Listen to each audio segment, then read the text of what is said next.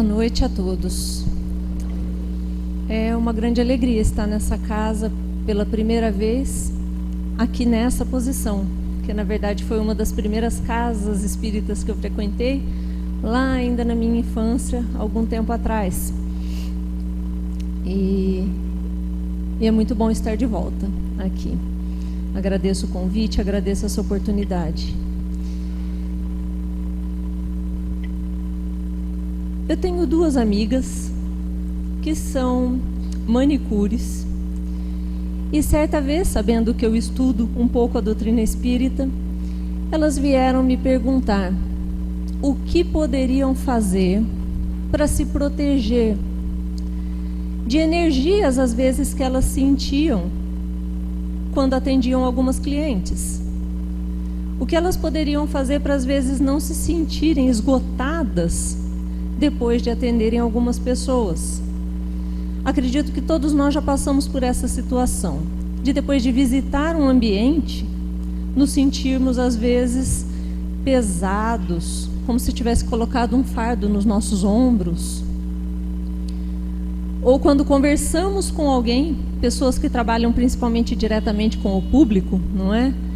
Quando às vezes travam contato com algumas pessoas e sentem depois como se toda a sua energia tivesse se esgotado.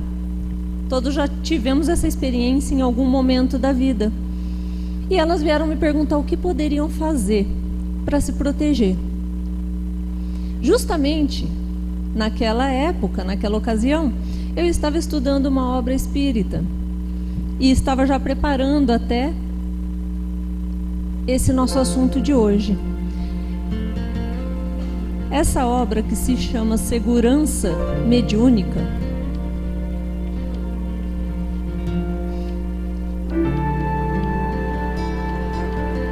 escrita por João Nunes Maia, psicografada por João Nunes Maia, pelo espírito Miramês, ela nos explica logo de início como funciona a proteção dos nossos centros de força, do nosso corpo espiritual. Sabemos que somos todos um espírito vivendo uma experiência material, não o oposto. Como tanta gente acredita, né, que nós somos esta pessoa que possui um espírito. Não. Nós somos, na verdade, um espírito que temporariamente está ocupando esse corpo material, esse corpo carnal, para podermos nos desenvolver enquanto encarnados aqui na Terra. E nesse nosso corpo espiritual, nós temos os nossos centros de força. Nas culturas orientais, em algumas filosofias orientais, a esses centros de força do nosso corpo, eles dão o nome de chakras, não é? Sendo o mais importante deles localizado no topo de nossa cabeça, o chakra coronário, e é justamente quando nós conseguimos entrar num estado de meditação, quando nós conseguimos nos desconectar um pouco do externo, nos conectarmos mais com o nosso interior, nos conectarmos um pouco mais com a espiritualidade superior, é por aí que nós conseguimos receber o fluido vital, o éter divino. É por aí que nós conseguimos aguçar a nossa intuição, dar ouvidos àqueles conselhos que tantas vezes nós pedimos em prece, mas não criamos as condições ideais para recebê-los. É só quando nós conseguimos, portanto, a harmonização, não é, desse chakra e, consequentemente, dos outros 6 do nosso corpo espiritual, que nós recebemos essas benesses pelas quais nós pedimos tantas vezes, não é? Esse chakra é o mais importante porque é através dele que nós conseguimos harmonizar todos os outros. Mas esse não é exatamente o nosso assunto aqui. O detalhamento, não é? Esses chakras, sabemos que todos têm cores diferentes, eles vibram em cores diferentes, eles vibram em intensidades diferentes, cada um deles tem um papel no nosso corpo espiritual, esses centros de força. Muito bem. E o espírito Miramês nos esclarece ali nessa obra Segurança Mediúnica, portanto, que que esse nosso corpo espiritual está protegido por uma tela. Nós estamos aqui falando de uma maneira que nós podemos compreender, né? É como se existisse um filtro que envolvesse todo esse nosso corpo espiritual de uma malha muito fina e bem fechada que protege o nosso corpo espiritual de receber influências o tempo todo. Mas que tipo de influências? Allan Kardec, em O Livro dos Espíritos, ele pergunta ao espírito de verdade em que medida os espíritos influenciam os nossos pensamentos e ações. É uma das perguntas que ele faz. Em que medida? Quanto que os espíritos influenciam os nossos pensamentos e ações? E qual é a resposta que ele recebe? Muito mais do que imaginais. Muito bem. Aí a gente pensa, bom, mas então, de que me serve aquele grande instrumento que eu recebo quando encarno, que é o meu livre-arbítrio? Se eu sou influenciada, muito mais do que eu imagino, pelos espíritos, de que me serve o meu livre-arbítrio? A gente já começa a se questionar. Pois quando encarnamos, nós recebemos dois grandes instrumentos. Um dele, que é exatamente esse, o nosso livre-arbítrio, que é o nosso leme, é o leme desse barco que a gente está comandando nesse momento, que é a nossa vida. Eu viro o meu leme para a direção que eu quiser. Eu dou a direção que eu quiser à minha vida pelas escolhas que eu faço na minha vida. Como a mensagem que está ali, né? Nós decidimos o presente agora. Portanto, o leme do meu barco eu viro para onde eu quiser, porque tenho esse instrumento nas mãos. Porém, a providência divina é tão perfeita que ela não nos deixa à deriva nesse barco quando encarnamos. Não nos solta aqui nesse mar da vida e diz, agora você se vire, não é? Nesse barco e vire o seu leme para onde você quiser. Pois ainda somos crianças espirituais, ainda temos muito a aprender. Ela nos dá um outro instrumento, que é a nossa bússola, a qual nós damos o nome de consciência. E é pela consciência que nós vamos despertando cada vez mais, que nós vamos conseguindo dirigir o nosso barco melhor, não é? Essa bússola chamada consciência é a nossa via de ligação com o plano superior. É o nosso WhatsApp direto com Deus. É por aí que nós vamos conseguir escutar, não é? O que lá em cima estão tentando nos dizer.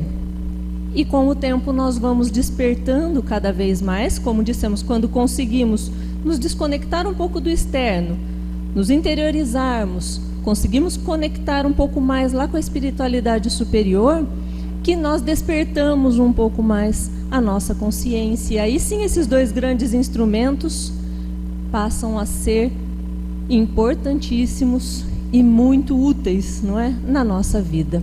Nós temos o leme e nós temos a bússola nas mãos, mas precisamos aprender a usá-los, não é? E esse é o grande passo que nós temos que dar para começar a caminhar um pouco mais rápido na nossa evolução. Muito bem, se Allan Kardec disse que nós então recebemos muito mais influências nos nossos pensamentos e ações do que nós imaginamos, nós então começamos a questionar a questão do livre-arbítrio, não é? Mas de que me serve então esse meu livre-arbítrio? E João Nunes Maia nos explica o seguinte, que aquela proteção dos nossos centros de força, que é formada de uma tela bem fina, que protege, portanto, o nosso centro de força para que a gente não receba influências o tempo todo, porque senão não valeria de nada o nosso livre-arbítrio. Nós temos essa tela justamente para isso, para impedir influências contínuas nos nossos pensamentos e ações. Porém, se eu pego uma telinha de uma malha muito fina, uma peneirinha de uma malha muito fina e passo ela pelo vapor, que é muito leve, que é muito sublime, o que acontece? O vapor atravessa essa tela, não é? Eu passo ali aquela telinha e o vapor vai atravessar. Por quê? Porque a energia do vapor é muito pouco densa, é muito sutil, é muito leve, é muito sublime, então consegue atravessar aquela peneira. É justamente isso que acontece com a espiritualidade pura, superior, com os espíritos de uma categoria elevada, os espíritos de luz. Eles têm total acesso aos nossos pensamentos, às nossas vibrações. Por quê? Porque essa nossa tela, por mais que ela tenha malhas bem fechadas nos protegendo, ela deixa passar aquela energia dos espíritos puros, que é uma energia muito sutil, muito pouco densa, muito sublime, muito leve e muito positiva e muito iluminada. E, portanto, eles têm, quando bem entendem, quando é para o nosso próprio bem, quando há um propósito para isso, total acesso aos nossos pensamentos e às nossas vibrações. Os espíritos de uma categoria elevada, como nós dissemos, os puros, iluminados, os evoluídos. Mas vamos pensar naquela mesma peneirinha das malhas muito finas? Se eu pegá-la e jogar brita, pedra, numa peneira de uma malha bem fechadinha, o que vai acontecer? Vai passar? Não vai passar, porque a energia da pedra é muito densa, é muito pesada, são muito grandes, muito densas, e portanto não vão passar por aquela peneira de malhas finas. E é exatamente isso que acontece quando espíritos de uma categoria inferior, com uma energia mais pesada, mais densa, tentam ter acesso aos nossos pensamentos e às nossas vibrações. Essa proteção que nós temos no nosso corpo espiritual, portanto, não permite que eles tenham acesso aos nossos pensamentos e às nossas ações quando bem entendem. Muito bem. Mas tem uma notícia que não é muito boa. Podem ocorrer rompimentos nessa nossa tela protetora. Essa nossa tela protetora pode se romper, pode se rasgar, podem começar a aparecer alguns rombos nela. Mas como que isso acontece? Por nossos próprios pensamentos, pelos sentimentos que nós cultivamos, pensamentos de rancor, pensamentos de ódio, de vingança, de cólera, quando nos alteramos demais, às vezes por uma coisa deste tamanho como o trânsito, hoje em dia, não é? Que nos tira do sério, e às vezes nós conseguimos nos desequilibrar. Por pouca coisa, nós entramos às vezes num estado colérico, não é? Nos vemos completamente desestruturados, desestabilizados, por às vezes uma coisa desse tamanho, ou às vezes não, por uma coisa realmente muito importante da nossa vida. Aqueles rancores, aquelas mágoas que nós viemos cultivando ao longo da nossa vida, por exemplo, vão permitindo que essa nossa proteção vá se rompendo. E a gente em muito poucas ocasiões, pegamos uma linhazinha e uma agulha e vamos lá costurar aqueles nossos buraquinhos na nossa proteção espiritual, não é? Muita gente deve ter já pensado logo que eu escrevi segurança mediúnica aqui. Vamos esclarecer uma coisa. Muita gente deve ter pensado assim, mas eu não sou médium, então não tem esse problema, né? Segurança mediúnica, então é para quem é médium, não é? A mediunidade não é um privilégio de poucos. A mediunidade é um atributo intrínseco do espírito, como nos esclarece a codificação espírita.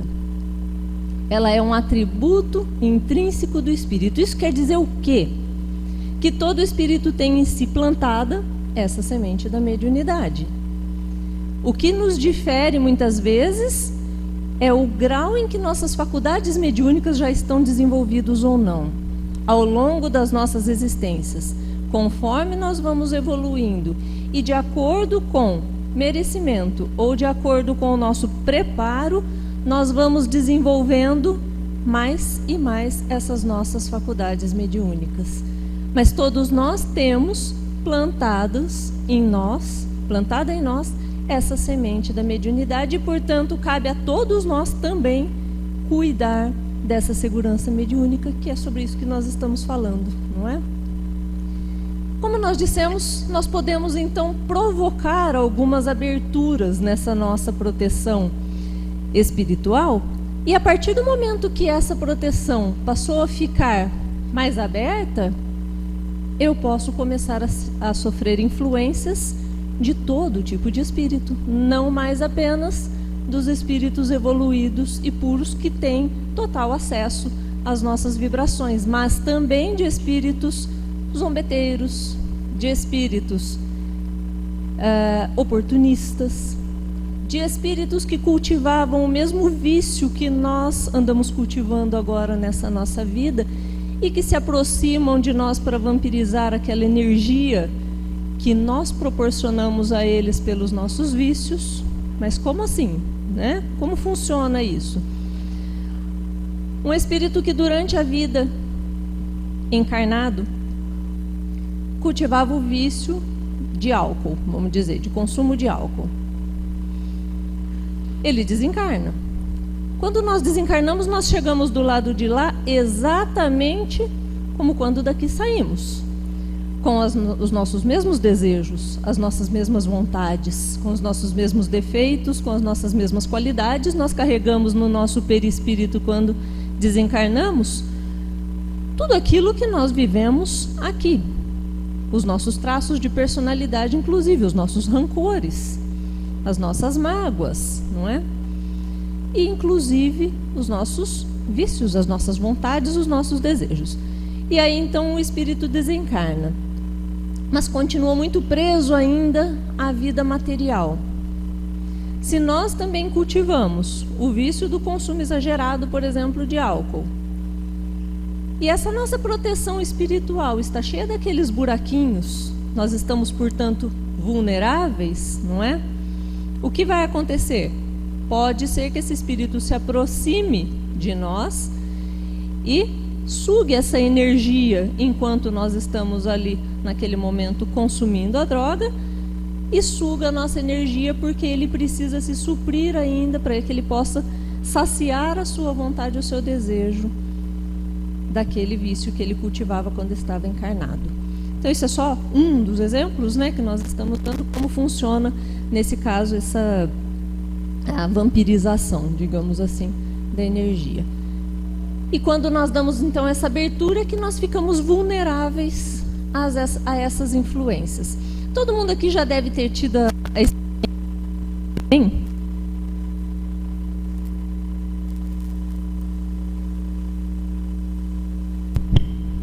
Alô? Todo mundo já deve ter tido também a experiência de, num churrasco de família, numa festa, alguém se exceder um pouco também na bebida, por exemplo, e a pessoa começar a falar como se não fosse ela. A gente fala, nossa, mas ele não é desse jeito. Ele ficou tão agressivo, ele começou a falar coisas que ele não fala normalmente, nem parecia a mesma pessoa. E talvez realmente não fosse a mesma pessoa. Justamente porque naquele momento a proteção espiritual daquela pessoa, os seus canais estavam completamente vulneráveis e abertos para que espíritos daquela mesma sintonia pudessem se aproximar e se utilizar daquela pessoa como instrumento para se manifestar. Preso ainda à vida material, ele pode, portanto, se manifestar através daquela pessoa que descuidou da sua segurança mediúnica. Então esses são apenas alguns exemplos, não é? Para a gente começar a analisar também a que tipo de conversas nós andamos dando ouvidos. Como nós estamos cuidando da nossa própria proteção e da proteção desses nossos centros de força. Porque a partir do momento que nós descuidamos dessa proteção, nós passamos a estar vulneráveis, então, a todo tipo de influência, não é? Para isso, nós precisamos entender um pouco como que funciona a questão das vibrações. Por que vocês estão me escutando? Porque as vibrações do som viajam aqui pelo ar e chegam aos ouvidos de vocês. Quem está lá fora, um pouco mais distante, já está ouvindo muito mais baixinho. E quem está a uma quadra ou duas daqui já não está escutando nada do que eu estou falando. Porque as vibrações de som, elas têm limite de alcance, não é? diferentemente das vibrações energéticas. As vibrações energéticas não têm limite de alcance. E isso já nos mostra, então, a importância da prece que nós fazemos, por exemplo, a uma pessoa que está necessitada. Tem diferença, alguma diferença, eu fazer uma prece na minha casa para uma pessoa que se encontra no leito de uma UTI de um hospital, por exemplo, ou eu estar ali do lado dela no leito da UTI? Não faz diferença. Por quê? Porque no momento em que eu consigo me conectar com a espiritualidade superior, no momento em que eu consigo sinceramente emanar aquela vibração positiva de cura, de bem-estar, de luz para aquela pessoa, não importa onde eu esteja e onde ela esteja, essas vibrações vão chegar até ela. Pode ser um amigo que se encontra do outro lado do mundo, lá no Japão, e que eu sei que está em dificuldade e que precisa de uma prece. Se eu conseguir, sinceramente, me concentrar, abrir o meu coração de verdade, emitir essas vibrações positivas de cura, de solução de problemas, de positividade para aquela pessoa que está precisando, com certeza as vibrações chegarão até ela. Daí a importância da prece, não é? Mas isso também acontece com as vibrações negativas. E aí foi onde eu encontrei então a maneira de explicar para aquelas duas amigas que me perguntaram como poderiam se proteger. Foi aí que eu consegui explicar como funcionam então essas vibrações energéticas. Muito mais elas que pegam na mão, não é, das pessoas, tem um contato direto com a pessoa e às vezes a pessoa se sente fragilizada e acaba utilizando inconscientemente, não é, a energia delas para se suprir do que elas estão precisando. Muitas vezes, como eu disse, inconscientemente as pessoas fazem isso. Como nós estamos, portanto, cuidando disso em nós? Porque então, depende mais do outro que está tentando sugar a minha energia ou inconscientemente sugando a minha energia. Depende mais do ambiente onde eu entro de uma energia densa, a alteração do meu estado vibracional, ou depende de mim mesmo? É claro que depende de mim mesmo, depende de como eu estou me protegendo, de como eu estou cuidando desse aspecto da segurança mediúnica. Nós cuidamos muito da segurança das nossas coisas materiais, nós cuidamos da segurança da nossa casa, nós cuidamos da segurança do carro, nós cuidamos de todo tipo de segurança que nós podemos materialmente falando, do nosso dinheiro. Mas como que nós andamos cuidando dessa segurança interior dos nossos centros de força? A doutrina nos faz um apelo com a máxima orai e vigiai. O que ela quer dizer exatamente com orai e vigiai? Orai porque nós acabamos de falar em as vibrações, não é? Como que nós podemos orar por alguém, por exemplo? Como que nós podemos emanar vibrações positivas para uma pessoa? Mas também, como que nós podemos, através do despertar das nossas próprias consciências, passar a dar mais ouvidos à voz da nossa consciência, que, como nós dissemos, é a nossa linha de ligação, é a nossa via de comunicação com o plano superior. Porque nós precisamos criar condições para que a espiritualidade possa nos auxiliar. Allan Kardec nos esclarece bem quando ele diz que muita gente tem aquela ideia: eu acho que meu anjo da guarda me abandonou. Vixe, eu acho que ele esqueceu de mim, não é possível, não é? Anjo da guarda, mentor espiritual, anjo protetor, seja ele o nome que tenha, jamais abandona o seu assistido. O que acontece na maioria dos casos é o oposto. É o assistido que o abandona.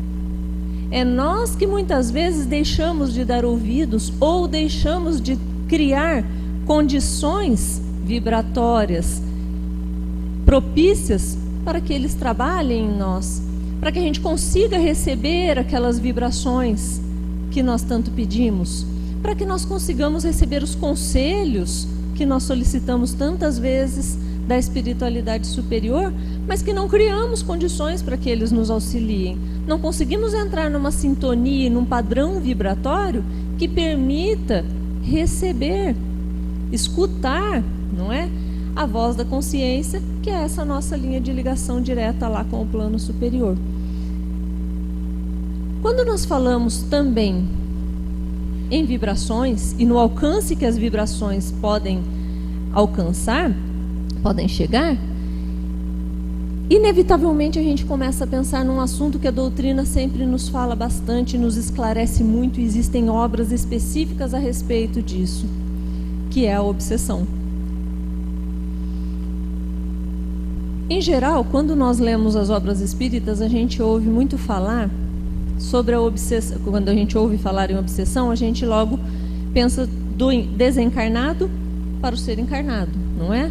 A perturbação que aquele ser desencarnado exerce sobre um ser encarnado, sobre uma criatura encarnada.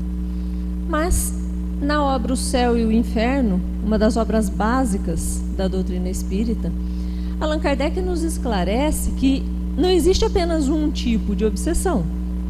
Eu recomendo muito esta obra, só para a gente abrir um parênteses aqui. O Céu e o Inferno, ela é dividida em duas partes, não é? Na primeira parte da obra, nós vemos sendo assim jogado por terra muitos daqueles conceitos e dogmas e crenças que nos foram instituídos durante toda a história da humanidade, na verdade, por outras filosofias. A questão de anjos, de demônios, de céu e inferno propriamente ditos, que nós vemos ali que não são lugares, não existe um lugar chamado céu, não existe um lugar chamado inferno. Céu e inferno, na verdade, são estados de espírito que nós mesmos vamos construindo para as nossas vidas, vidas aqui como espíritos em evolução e que já viveram diversas experiências terrenas ou espirituais. Então, na primeira parte da obra, basicamente nós vemos isso. Na segunda parte da obra, de O Céu e o Inferno, nós vemos comunicações de espíritos que desencarnaram, muitos deles recentemente desencarnados, porque no grupo de espíritos, no grupo de estudos de Allan Kardec, aqueles que desencarnavam logo vinham contar como foi a sua experiência, como que foi o desligamento do espírito do corpo físico. Então nós vemos ali detalhes sobre isso também. E é nessa obra que Allan Kardec nos esclarece, então, que existe esse tipo, sim, de obsessão, não é? De um ser desencarnado para com uma criatura encarnada. E esse é o que a gente vê bem descrito pela doutrina, muito bem explicado em obras específicas sobre isso, inclusive. Mas existe também, ele nos diz,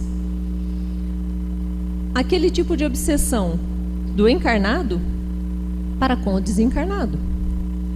Então aqui nós estamos falando de um plano vertical, não é?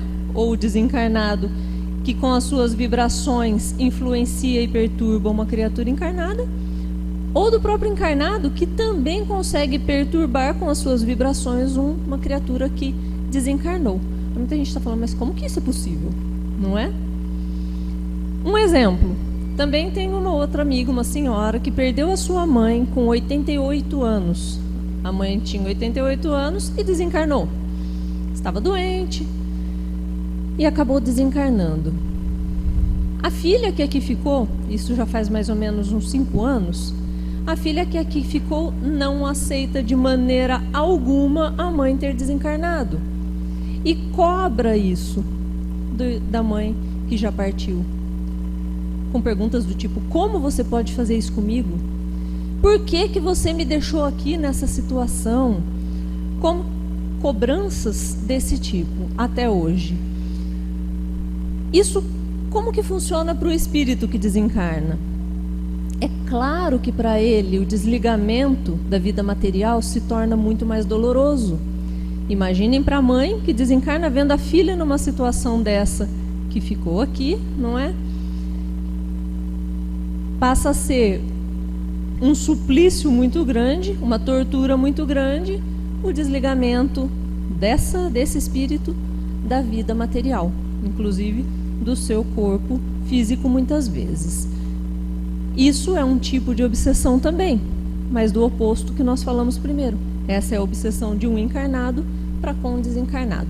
Falando então em plano vertical, né, nós estamos. Mas existe também no plano horizontal os tipos de obsessão. Kardec nos explica que existe a obsessão de um desencarnado com outro desencarnado.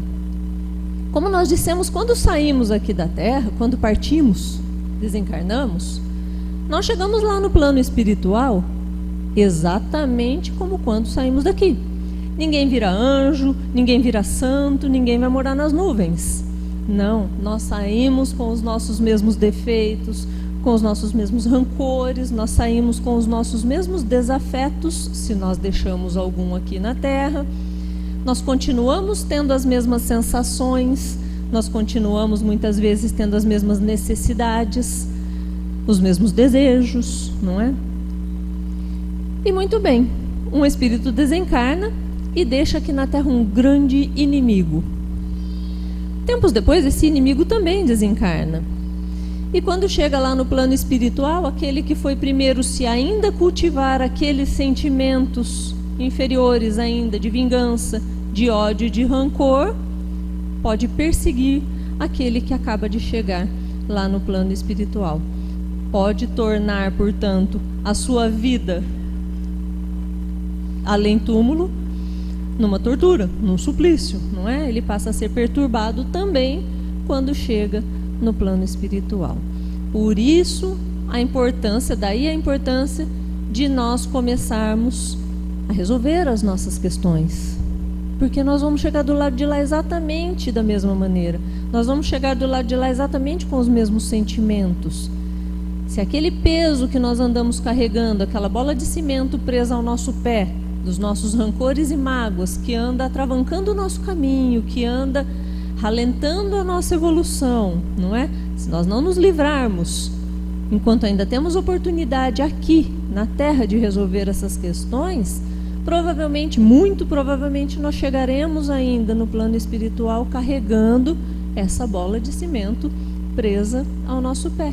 Algo que vem atravancando a nossa evolução, o nosso caminhar. E a gente às vezes carrega encarnação após encarnação, existência após existência, porque não conseguimos resolver aquela questão.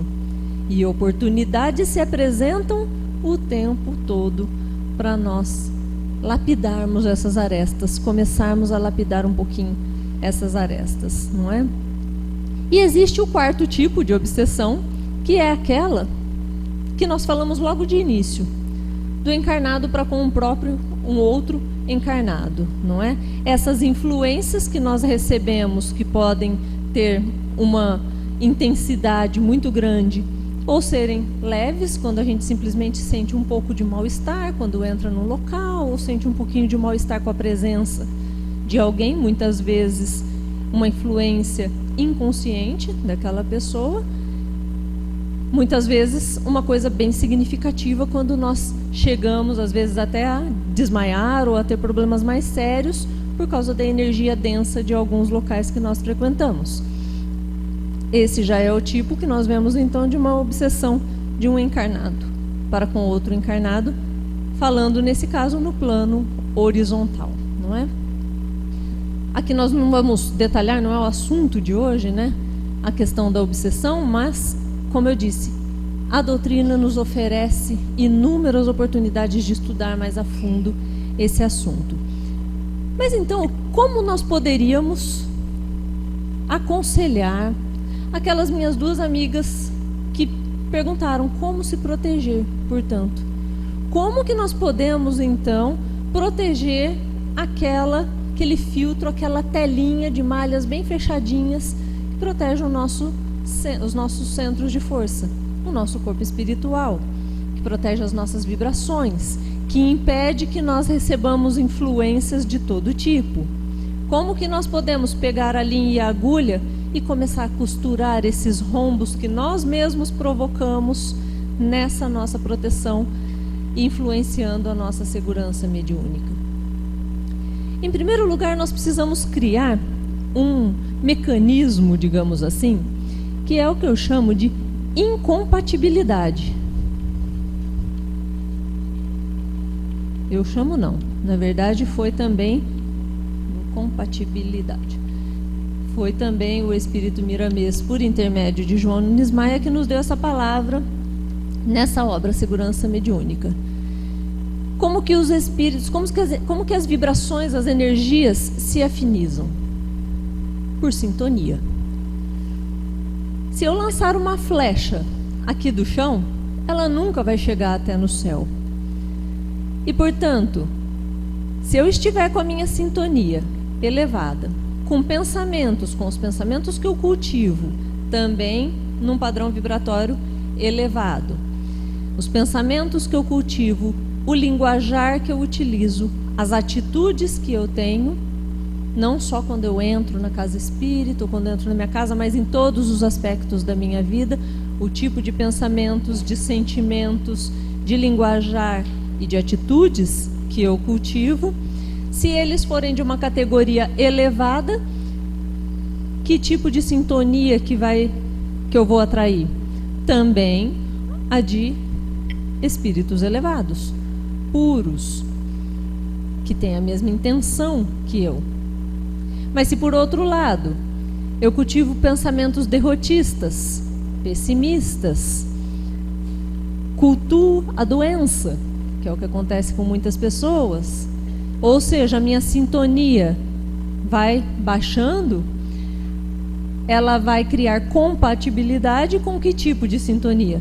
Também de espíritos de uma categoria inferior, que também cultivam vícios, que também adoram uma maledicência, adoram falar mal da vida das pessoas, que também têm as intenções negativas, que têm pensamentos derrotistas, que também adoram ou adoravam, quando encarnados, cultuar a própria doença.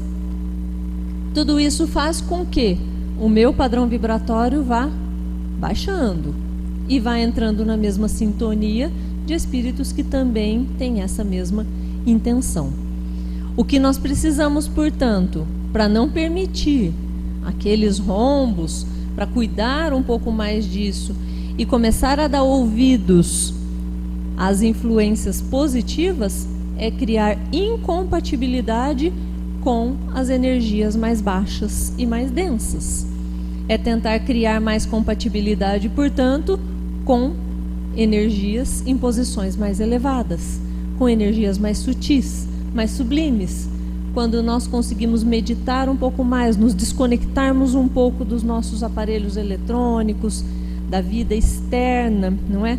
Hoje a gente se preocupa demais com o que acontece fora. A gente sabe hoje sobre tudo. Já repararam? Uma informação que acaba de sair, seja na TV, na internet, nós sabemos 10 segundos depois. A gente sabe sobre tudo hoje em dia. Uma nova doença, um novo vírus, uma nova vacina, a gente sabe no dia seguinte em que ela foi lançada, porque já se espalha toda a notícia. Nós sabemos muito sobre o que anda acontecendo no exterior, mas sabemos bem pouco em geral do que anda acontecendo no interior, da pele para dentro, não é? E é a partir daí que nós vamos conseguir, com o exercício do autoconhecimento, a nossa autocura, que é a cura verdadeira. Porque a cura que nós buscamos nas prateleiras das farmácias, nos consultórios médicos, não é a cura verdadeira. Aquela é a cura apenas dos efeitos que os nossos males estão nos causando, não é? A cura verdadeira nós vamos conseguir a partir do momento que nós conseguirmos olhar lá para dentro e jogar um pouquinho de luz naqueles cantinhos escuros que nós temos ainda a resolver dentro de nós mesmos, não é? Porque em geral, quando a gente começa a fazer esse exercício, quem sair daqui hoje falando, bom, eu vou com esse propósito hoje para casa, vou me autoconhecer, vou começar a meditar, olhar mais para dentro do que para fora, não é? Vou começar a me encarar um pouco mais de frente. É um grande desafio. É muito mais difícil do que conhecer qualquer outra teoria que nos é apresentada na vida. É o autoconhecimento. Não se surpreendam se começarem a fazer esse exercício e olharem lá para dentro e começar a ver aquela sujeirinha, e começar a levantar o tapete. Joga a sujeirinha ali, não vou olhar agora não, né? Vou jogando a sujeirinha embaixo do tapete. Não, a limpeza tem que começar a ser feita de verdade. Nós temos, na verdade, que começar a levantar os tapetes e limpar, resolver essas questões dentro de nós mesmos. As nossas questões de culpa, as nossas questões de medos, que são grandes empecilhos para a nossa evolução. Como lidar com a culpa, não é? Esse é um outro ponto. Como nós podemos também proteger a nossa segurança mediúnica. Parar um pouco de nos culpar tanto pelo que fizemos, olhar para trás, para aqueles fatos da nossa vida do qual às vezes nós nos envergonhamos, aqueles remorsos que nós ainda cultivamos por alguns feitos que hoje nós vemos que não foram benéficos nem para nós e nem para outrem. Mas olhar para aquela pessoa que nós fomos lá atrás com um pouco de compaixão, sabendo que naquele momento a nossa consciência ainda não estava desperta como está hoje. E daí a necessidade dessa grande responsabilidade que nós temos conosco de despertar mais e mais a nossa consciência. Que aí nós conseguimos olhar para trás e ver aquela criatura que viveu ali no passado e que talvez tenha agido de maneira não muito correta, seja para consigo mesmo ou com outra pessoa, não é? Olhar para ela com um pouco mais de compaixão. E assim nós vamos batendo a mão nos interruptores e acendendo as luzes dentro de nós, limpando aquela sujeira debaixo do tapete. Só que isso tem que começar uma hora, não é? E só quando nós começarmos então esse processo de autoconhecimento que nos levará a esse processo de autocura, de cura verdadeira dentro de nós mesmos é que nós vamos conseguir esse efeito. Nós falamos da máxima da doutrina, não é? Orai e vigiai. Orar, nós já falamos então da importância das vibrações e da prece. E vigiai, nós também já falamos aqui, vigiar o quê? Vigiar o que anda passando nos nossos pensamentos e nos nossos sentimentos. Pois cuidar desses dois canais de acesso, que é a nossa mente e o nosso coração, é que depende totalmente a nossa segurança mediúnica. Esses são os dois canais pelos quais nós recebemos a maior parte das influências. A nossa mente, com os pensamentos que nós cultivamos, e o nosso coração, com os sentimentos que nós cultivamos. Cuidar, portanto, desses canais. Orar para conseguir receber, para conseguir despertar a nossa consciência, e vigiar para conseguirmos cuidar desses dois canais importantes por onde recebemos as nossas influências. Porque aí nós vamos ver a que tipo de conversas é que nós estamos dando ouvidos, né? Se nós começarmos, portanto, a avaliar o tipo de pensamento e de sentimento que nós cultivamos, nós já vamos ter uma ideia do tipo de vibrações, do tipo de influências que nós andamos recebendo hoje na nossa vida. E quando Allan Kardec nos falou daqueles 4 tipos de obsessão em O Céu e o Inferno, existe ainda um 5º tipo de obsessão, que talvez seja o mais grave deles. E é disso que nós temos que cuidar também, para esse aspecto aqui da nossa vida como espíritos, da nossa segurança mediúnica, que é a auto-obsessão. A auto-obsessão é quando nós passamos a não mais jogar no nosso time. É quando nós passamos a boicotar a nossa própria felicidade. Mas de que maneira? Aquela bola de cimento que eu disse que muitas vezes nós ficamos carregando a nossa vida toda presa ao nosso pé, que nos impede de caminhar. E essa bola de cimento está ali às vezes cheia, repleta de rancores que a gente vai cultivando na nossa vida. Daqueles probleminhas, daqueles desentendimentos, daqueles desafetos que nós vamos acumulando e que não resolvemos, daquelas mágoas que a gente vai acumulando e deixando empilhar, não é? E deixando aquela bola ficar cada vez mais pesada. E isso vai permitindo, ou vai impedindo, não é? A nossa caminhada evolutiva. Isso é uma forma de se auto-obsediar, é uma forma de auto-obsessão. Já perceberam que tem pessoa que não se desapega da doença por nada? A gente encontra e fala assim: nossa, você está tão bem da última vez que eu te vi. Ah, tô nada. Não, mas você estava fazendo um tratamento, parece que deu certo, porque você está bem. Não, ixi, não melhoro. Não, mas você está se tratando, agora vai melhorar. Então, não, o médico falou que não tem jeito isso. Ixi, não tem jeito, não melhora nunca. Não. A pessoa muitas vezes não se desapega da própria doença e a gente vê até situações de competição para ver quem tem a doença mais grave. Isso é uma forma de auto-obsessão.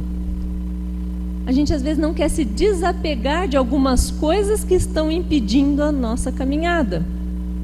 A gente não se desapega da mágoa, às vezes, a gente não se desapega do rancor, porque o nosso orgulho ainda é maior, não é? A gente não se desapega da doença, porque afinal nós vamos conversar sobre o quê, se não conversar sobre doença, não é?